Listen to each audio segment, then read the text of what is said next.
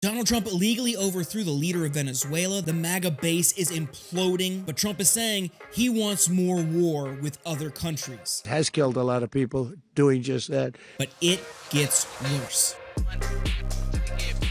Before we get to Donald Trump's plans for another government takeover, we need to review what just happened over the last week. On Saturday, the United States illegally attacked Venezuela and kidnapped its leader. Nicolas Maduro is now in a cell in New York and awaiting trial. Ignore what the right and Donald Trump is saying about how Maduro led that country.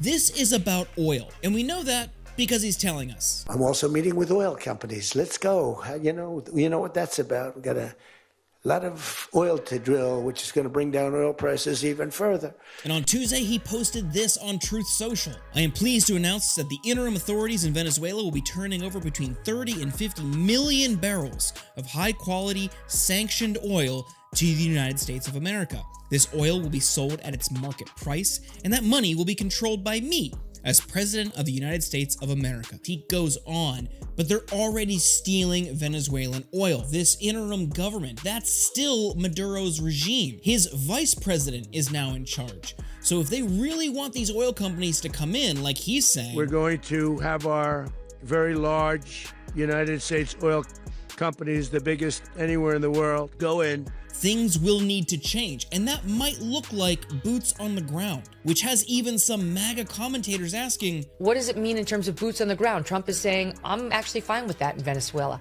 Well, whose boots? For over a decade, Donald Trump has pretended to be against regime change. We must abandon the failed policy of nation building and regime change. We're not looking for regime change. Previous administrations lust for regime change. Our current strategy of nation building and regime change is a proven absolute failure. But what we're seeing now is the emptiness, the total hypocrisy of the purported anti-intervention right. Where's the so-called anti-war Republicans? Now's your time to fight. But one person on Fox News did. Trump spent 10 years railing against US-led regime change war. I would not willingly go die for it. I would not willingly send my son to go die for it. So I would think it would be hypocritical of me to call for other people to have to send their I see your point. And by making that fair point, she was mercilessly attacked by Fox News viewers, posting this on X,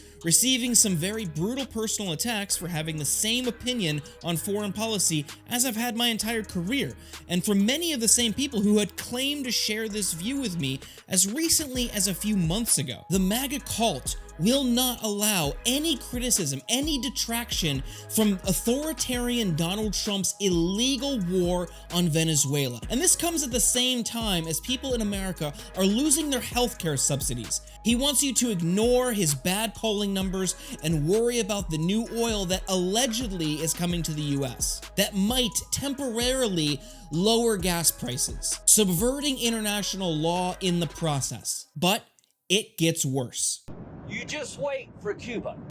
We're going to wake up one day, I hope in 26, in our backyard, we're going to have allies in these countries doing business with America, not narco-terrorist dictators. Now, Cuba relies on Venezuelan oil. By choking off that supply point, you could put that entire country in a stranglehold, which is ultimately what sickos like Marco Rubio, Lindsey Graham, and Donald Trump want. They'd love to overthrow that government. Look, if I lived in Havana and I was in the government, I'd be concerned, at least a little bit. And for somebody who won the prestigious FIFA Peace Prize, awards the 2025 FIFA Peace Prize, Football Unites the World, to Donald J. Trump. We need to point out that he's already bombed Iran, Iraq, Nigeria, Somalia, Syria, and Yemen just this term. Not to mention the continued and unrelenting support of Israel's genocide in Gaza. But it gets worse because now they're setting their sights up north. You may have seen Katie Miller, Stephen Miller's wife, post this on X. Soon, with the American flag superimposed over Greenland. We have no right to Greenland,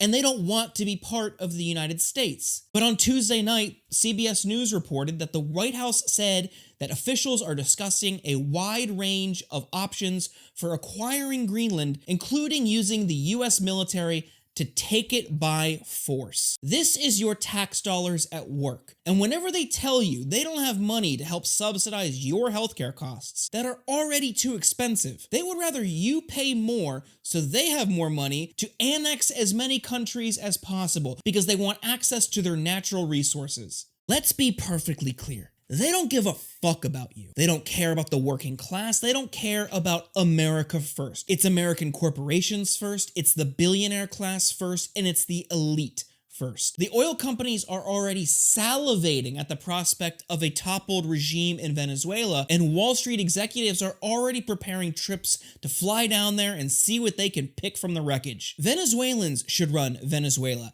not the Trump administration. The United States has no claim, no right, no legitimacy to Greenland. But these bloodthirsty warhawks in Washington are happy to burn through billions more of your tax dollars just to keep the last few gasps of a dying empire going.